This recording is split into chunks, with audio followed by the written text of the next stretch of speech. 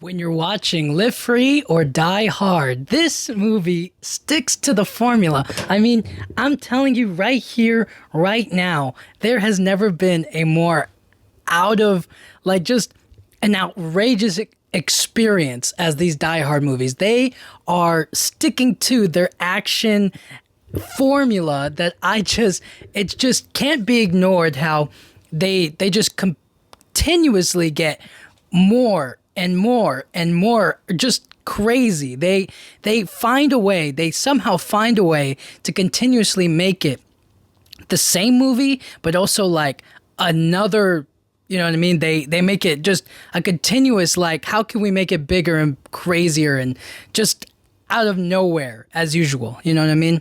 So the cast in this movie is pretty good. I definitely like the cast. I definitely think that they do their parts justice. This is the thing, right? This is the thing with the Die Hard movies that I enjoy, is that they stick to what they are, right? The first Die Hard movie, all right, you know what I mean? It's like, you know what it is. It's just going to be like this basic movie. The second Die Hard movie, it's like the same thing, but again, the third Die Hard movie goes outside of the formula, but keeps it within the same continuity of like the same kind of universe, you know what I mean? It's like Die Hard with a Vengeance. The guy's getting vengeance for his brother. It's all connected. It's all part of like a sneaky trilogy, that third one. So this is the fourth one. This takes place 12 years after the last one. So there's a significant time increase. And in that time increase, Bruce Willis just decided to, you know what I mean, go bald. You know what I mean? He did what he did what he needed to do. You know what I'm saying? You could already tell it was going away by the third one.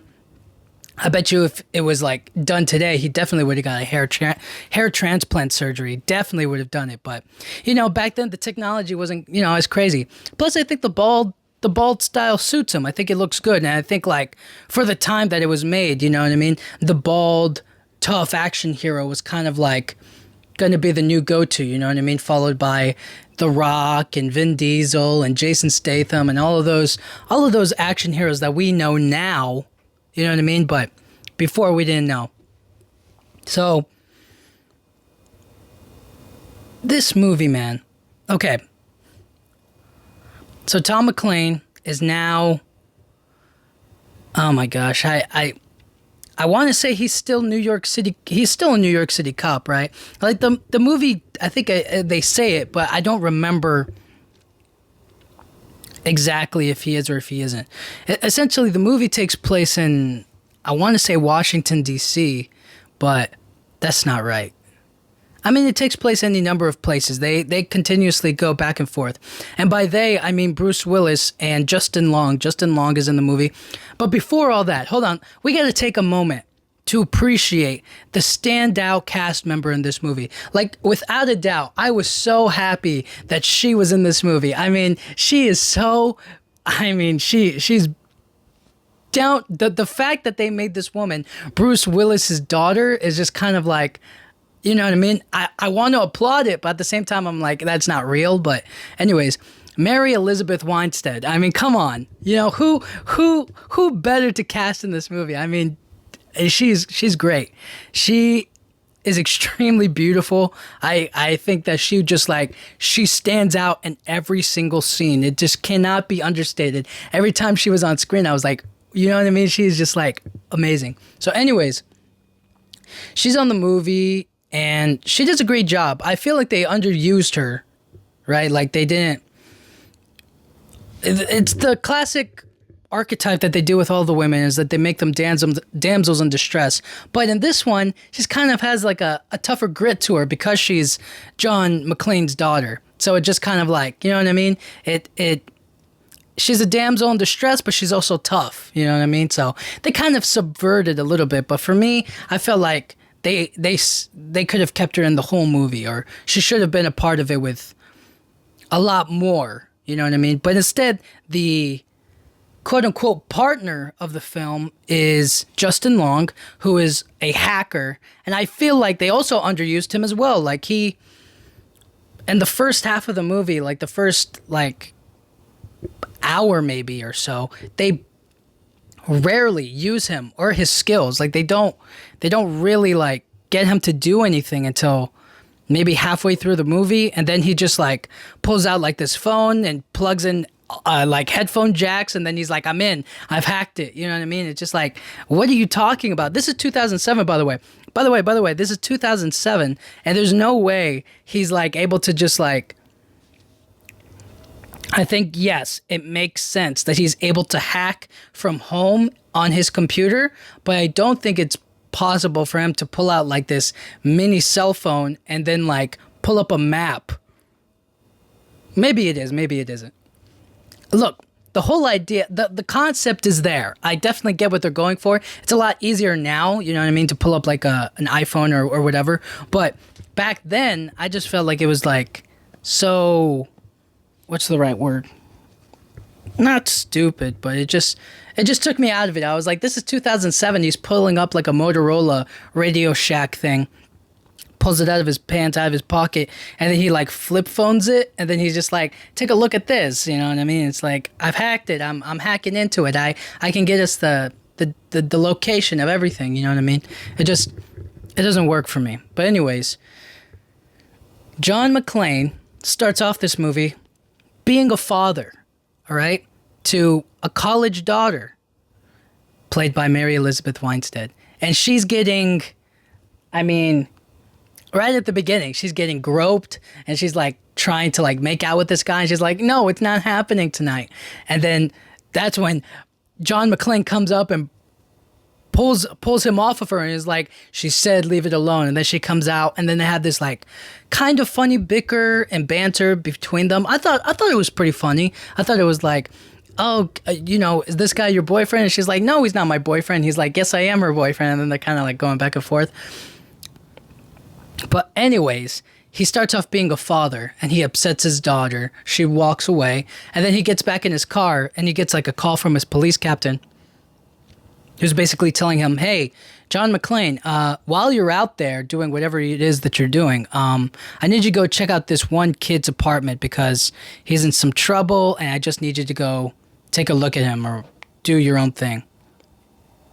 And that's when he goes to Justin Long's apartment. He finds him, and essentially he stops him at the last second from blowing up his apartment. That's been, I thought it was going to be like a digital code that like blows up his computer, but instead it's kind of like they placed C4 on it, which is like, I don't think any of those bad guys have like been in his apartment before until that day. So I don't know how I seriously don't know how they like rigged it with C4, unless they gave it to him beforehand. And that would have to be the case, right? That was like one of the things I was like, but there's C4 rigged to it, and he doesn't know about it, but it's like very blatantly on the outer, on like the outside, or like it's inside of his computer stuff, and it's not as if they gave him the equipment. It was more so he had the equipment beforehand, and then they asked him to do them like a favor or whatever. They were like, we need you to create this algorithm for us, and if you can do it, we'll pay you X amount of dollars. And then they kind of like, they do pay him, but it's all just like a ruse to kill him. And then they mess with his computer, and as soon as he presses the delete button, he dies. That's the idea.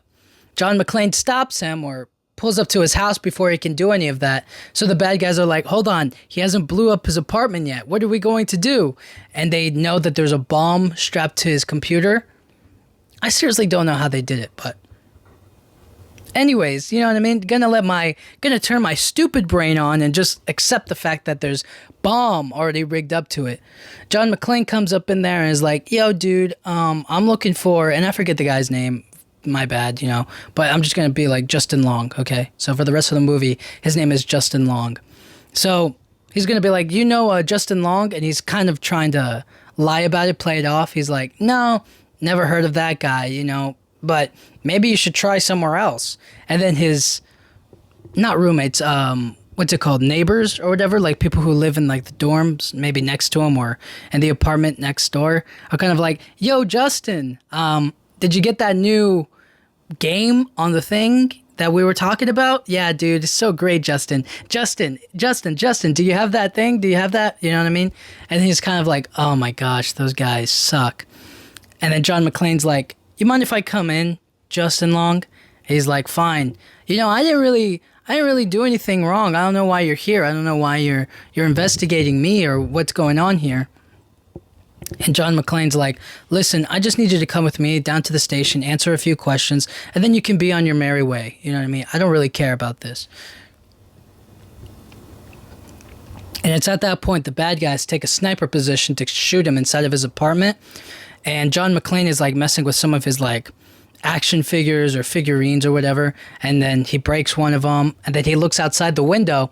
And that's when all hell breaks loose and they just start, you know what I mean? They just start destroying the place, knowing that there's like, you know what I mean? There's a sniper position and then there's people coming into the building to kill Justin Long. So the long story short of it is that Justin Long is a part of he was a part of like not a hacking group. He was recruited to write an algorithm for this company or for whoever. And he had competition that he had to deal with. And those competitors were fed the same kind of lies and info that he was. They had to create something, and once they gave it up, they would be paid for it. They would be, you know what I mean? They would be given a large amount of money. But then they would get their computers messed with, they would hit delete, and then they would blow up. And we see that earlier in the film when we see other hackers, just like Justin Long, blow up and die. So anyways, the bad guys are going in there to kill him, but then the sniper starts taking shots, and John McClane's like, whoa, we gotta get out of here. And Justin Long's like, what's going on? Did you do that? And he's like, no, I didn't do that.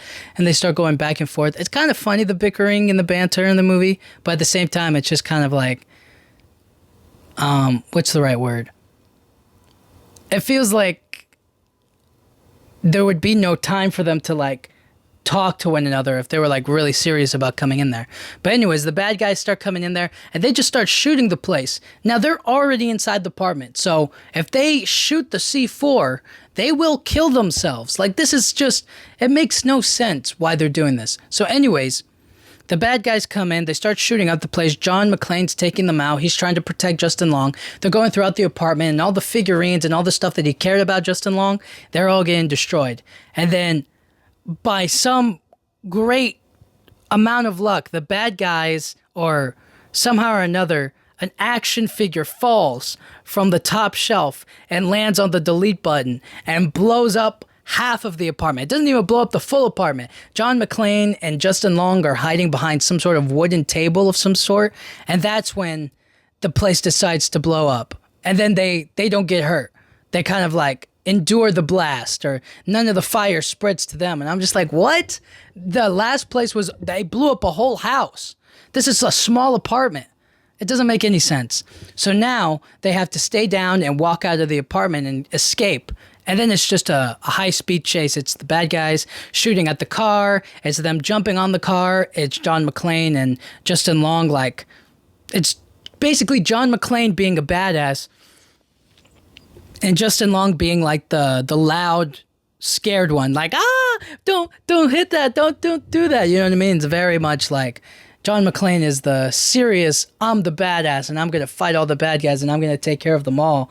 And then Justin Long is, don't hit that. What are you doing? This is crazy. You know what I mean? It's that kind of, which is a good trope. I actually kind of like that. And I think that they did this movie pretty well with that trope. I don't think that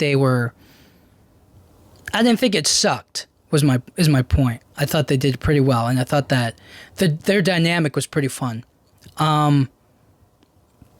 So essentially the start of the movie is just John McClane He's just trying to get Justin Long to the authorities, to the FBI or whoever wanted to talk to him. That's the start of the movie. But then the bad guys, played by Timothy Olyphant, Maggie Q is in the movie, who's also great. She does a great job in this movie, by the way. She has the right balance of like, I can't put my finger on it. She's like the right kind of like authority, but also the kind of like gentleness of like I could totally see her being like a mother. You know what I mean? I don't know. I don't know if that makes a whole lot of sense. Like she has a standout face that makes it seem like she can be deceptive, but also very like sweet. Does that make sense? I think I get my point across. But and her voice is also really well at it's also very standout, and it's Justin Long recognizes it, but it also kind of makes it seem plain and normal. She does a really good job in this movie. She does a really great job at it. So anyways, Timothy Olyphant also does a great movie. Oliphant. I don't know if I'm saying it exactly right, but he has like this deep. It seems like he's trying too hard to be like the evil bad guy, but I kind of liked it. I thought it was all right. I mean, I thought it was good. His performance was well. He did what he needed to do. I just don't feel like sometimes I like to root for the bad guys. Like when you give like a top tier performance of like evil or bad, I kind of like this guy. I want him to win. But Timothy Olyphant misses the mark for me on that, which is probably a good thing, that you never want to root for the bad guys. But I just, every now and then you get those rare villains that you're just kind of like, I actually kind of want him to win to see what would happen. You know what I mean? I'm trying to think of a villain like that I recently saw.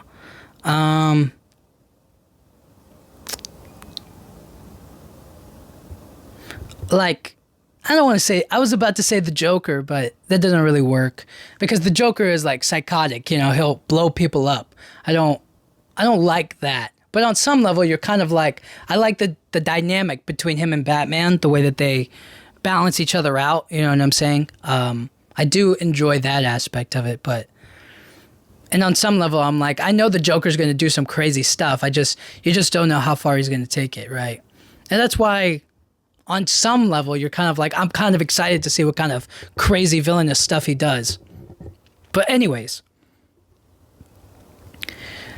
Timothy Olyphant and Maggie Q and a bunch of other tech nerds are trying to shake up the government. They're trying to shake up the world because Timothy Olyphant's character felt disgraced and discarded by the ones that made him, the ones that told him to, the ones that basically worked with him and told him like, you are going to be our lead tech guy. And then he says that like, there's a lot of problems with our system. We have to fix it. And they're like, shut up, you idiot. We know what we're doing. And so he's like, I'm going to mess everything up because I warned you that this could happen, and I'm going to be the one who causes it. You know what I'm saying? And I'm going to reap all of the benefits of destroying the system.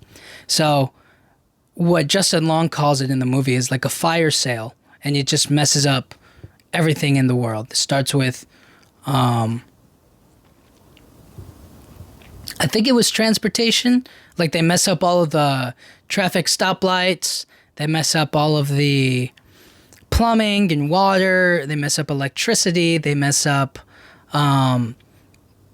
video live broadcasting. They mess up all kinds of different stuff. And then eventually they'll mess up the economy and money and certain infrastructures and whatnot. And then they'll be able to get away with a bunch of money. And that's the point. And it always feels like these bad guys in these movies are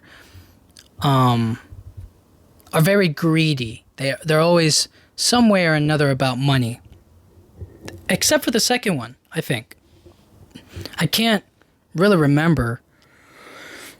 I know they were trying to get that one guy, but I didn't think there was no money attached to him. It was just more so of like a soldier brotherhood loyalty there. Anyways, in this movie, John McClane is trying to get Justin Long to the authorities. They meet some problems. They get through some more fights. And then there's this really great moment that I enjoy between Maggie Q and Bruce Willis where he uses his police detective know-how to basically outsmart the bad guys, Maggie Q. So they're taking over all of the radios. They're taking over the traffic lights and whatnot. And so Bruce Willis is trying to talk to them, or they're talking through the radio, and Justin Long hears it, and he's like, that's the woman that was on the radio talking to me before I died. So Bruce Willis detects that, okay, so she's the bad guy. I'm going to talk to them and try to catch them in the lie and then get to talk to their true boss. So in the moment, Bruce Willis picks up the radio and is like, hey guys, how you guys doing over there? You know, it must be crazy with all those, and I forget the name of it, of the exact code, but he's like, it must be crazy with all those 511s going on over there. And then Maggie Q, who doesn't know anything about like police codes or jargon, is kind of like, yeah, we've been sending out units all day. And then he's just like, oh yeah, you've been sending out units for all the naked people running around, huh? And then she's like, damn it, he caught me. And he was like, let's cut the BS, sweetheart, and just put your boss on the phone for me. And she's like, damn it. You know what I mean? She has like, he figured this out. So she takes off her headset and gives it to Timothy Oliphant. And then with his computer, he figures out everything about Bruce Willis. He finds out about his family, how he's divorced, how he got how his pension was removed from the force, how little money he makes, how he's just like, you know what I mean? He's like this hero, but not a hero. He's a loser. Essentially, he's just putting him on blast in the car for everybody to hear. So anyways, Bruce Willis is in there and he's basically telling him like, I'm going to kill you. You know what I mean? I'm going to find you. I'm going to kill you. I'm going to stop your evil plan. And there's nothing you can do about it, smarty pants. And then, you know, eventually that's what leads up to the finale. But anyways, Bruce Willis gets Justin Long to the authorities. And the FBI in this movie was probably the weakest part of the movie. They really just kind of... You think that they're going to be like an important step, or... You think that they're going to be like crucial to moving the story along with all of their resources, their knowledge, the men that they have. Like, it feels like they have like a lot more to spare. It feels like they have a lot more to do. They have a lot more to contribute than just John McClane and Justin Long. But they end up not doing much. And so you just get a lot of scenes of them, like the FBI or people in authority being like, oh, yeah, you're an idiot, you know what I mean? Or like, why wasn't I made aware of this? And they're like, because it's way above your pay grade. And he's like, above my pay grade. Shut up, you two, and get back in the room and do nothing. Let me handle this from now on. And I was just kind of like, that's it? We're not going to get any like attack plan, or we're not going to have any like backup.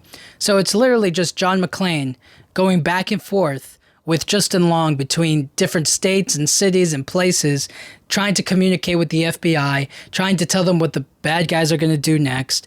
And it's always the FBI like playing catch up. Like, what's going on over there, McClane? Like, they can't send a whole team with them. You know, it just doesn't work. So, anyways, there is a point in the movie, I think it was after the radio call or whatever, John McClane and Justin Long are trying to escape from, what's it called? Trying to escape from helicopters with the bad guys shooting guns at them. And they go into this tunnel. And then they control the tunnel. They turn off all the lights. They make traffic go in there. And then everybody starts essentially going a bit crazy.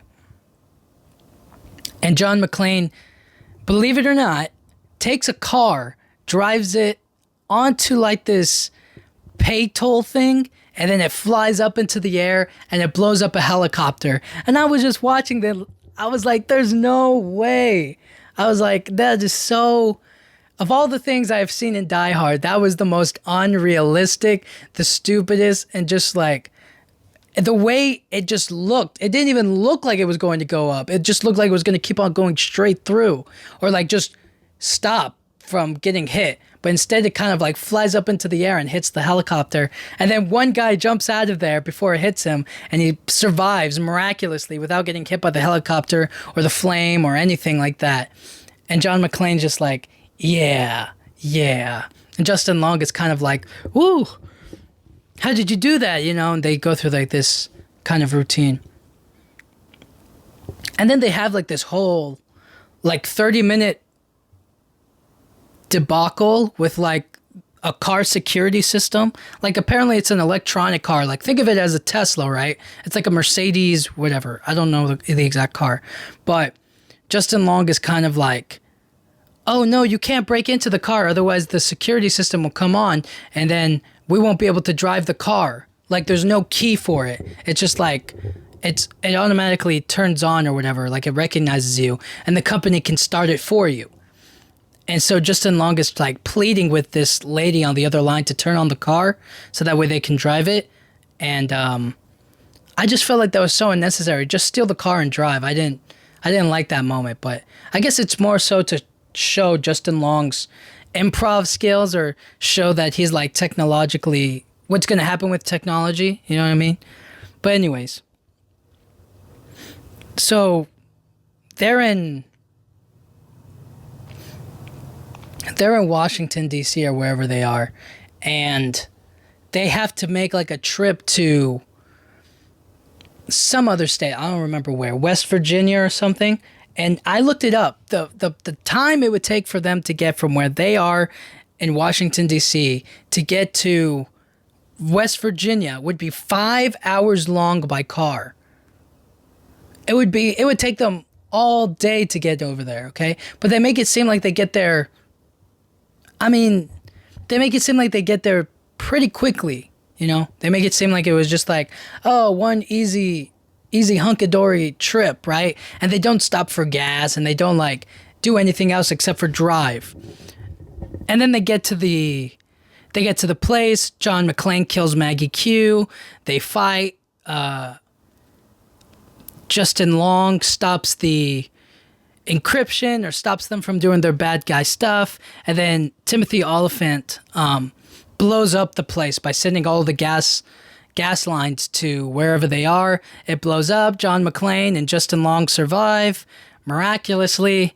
And then we get to the next part, which is Timothy Oliphant's kidnapping. He literally takes Mary Elizabeth Winstead and holds her hostage for John McClane to basically get him to do whatever he wants.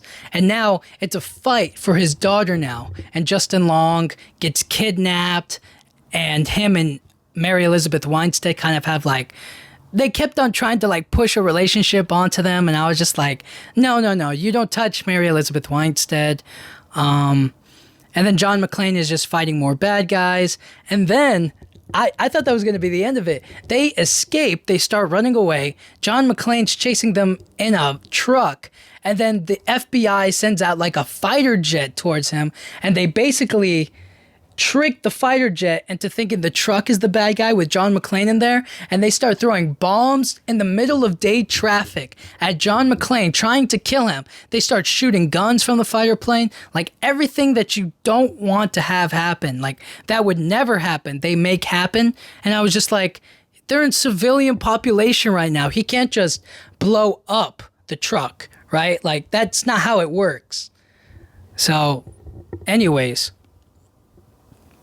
John McClane, this is like a Fast and Furious survival right here. This is like Furious 7, where he like stomps on the concrete and then it makes the ground tumble and rumble, and then Jason Statham like miraculously like jumps over all of the concrete and survives. Like, that's what happens in this movie. John McClane gets blown up. He's about to die. He jumps onto the fighter jet. The pilot of the fighter jet ejects from the fighter jet.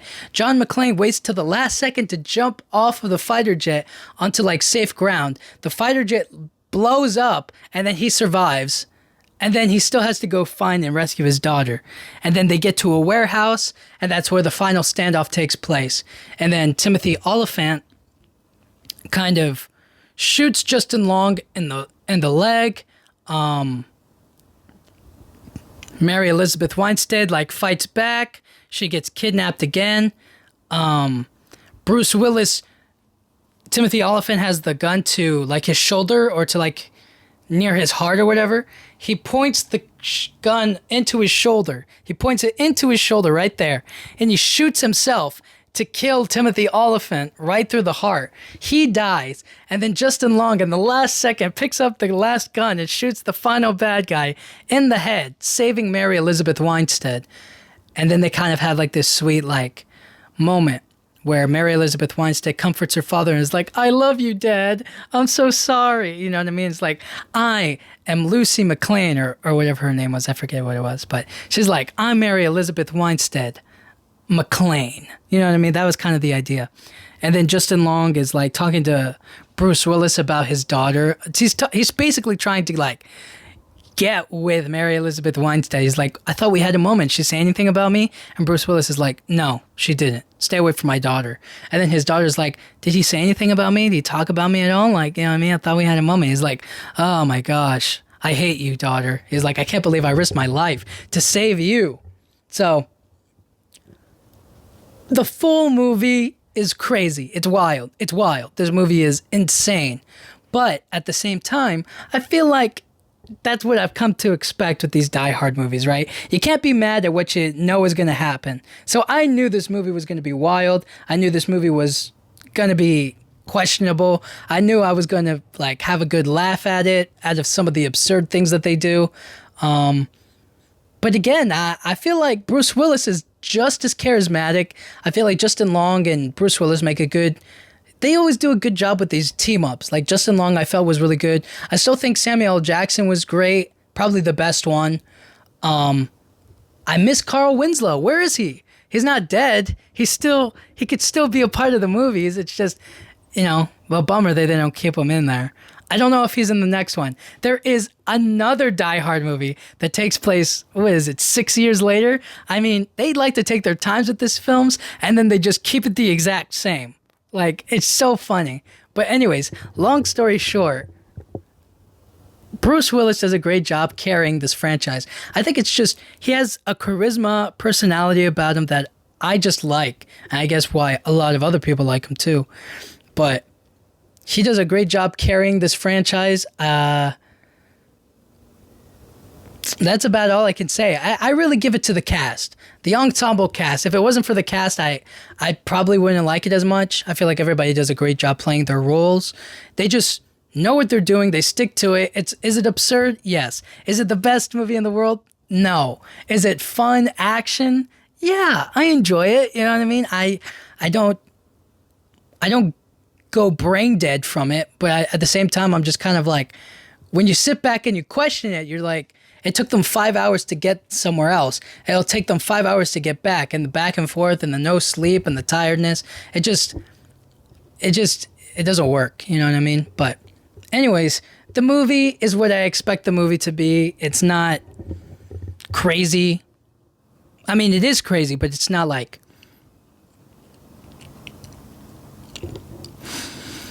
I don't watch it and go like, wow, they really did something here. I just watch it and go like, they're having fun and they're just doing stuff for laughs. You know what I mean? It's like, they're just doing stuff because they can.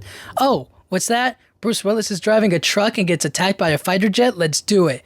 He jumps onto the fighter jet and escapes the explosion. Let's do it. He goes into an apartment and saves the kid and it survives an explosion. Let's do it. He goes to this facility in the middle of nowhere, and they send all the gas lines over there to explode the place. Let's do it. And then Bruce Willis survives. Yeah, that's what we're going to do. It's insane. Oh, Bruce Willis doesn't know how to fly a helicopter. We've never seen him fly a helicopter, but we're going to make him fly one anyways, just for plot convenience. Let's do it. You know what I mean? He flies a helicopter. And he says he only took like 2 classes. I mean, come on. There's a difference between like believing like somebody like Ethan Hunt from Mission Impossible can fly a helicopter, as opposed to Bruce Willis, who is just like this run-of-the-mill everyday cop doing badass stuff.